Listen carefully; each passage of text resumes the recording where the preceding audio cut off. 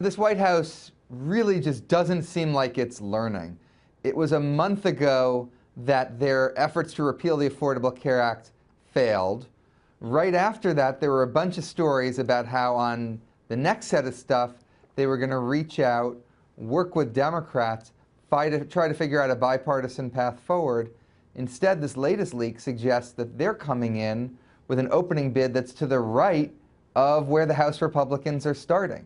And that's a problem because it's bad economics, it adds a lot to the deficit, and it won't help our economy if it can't pass Congress, and something like this just won't be able to pass. So you think this is an opening gamut to anchor the negotiations? What do you think this is about then? You know, the negotiation has to begin with a, we heard you, we're reaching out, we're trying to do something bipartisan.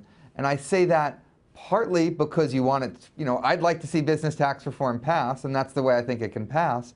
But second of all, it's more likely to be a better idea. Something like this that adds trillions of dollars to the deficit, that's a bad idea. That would be bad for our economy at this stage. Our deficit is okay-ish right now at 3% of GDP. It's set to rise to 5% of GDP. With this, it would rise, even more than that. That would undo any benefit that the tax cuts themselves have. It's a bad idea. It's an idea that can't pass. They should instead be showing that they can reach out and try to work together to pass something Jason, meaningful. I know you're not a dynamic scoring kind of guy. But, oh, no, I don't mind dynamic scoring. But dynamic score with us. Is there a way to make the math work? I actually am fine with dynamic scoring. I think dynamic scoring should be done by the Joint Committee on Taxation and the Congressional Budget Office. They're the scorekeepers. They have a really good model. They do it in a rigorous way, and they do it without wishful thinking. We all know the CBO has not gotten it right either over the years. Let's call a spade a spade.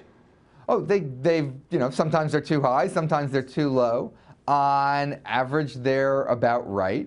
You tend to see outside advocates always think their policy is, will work miracles, or they think the policies they don't like will destroy the economy.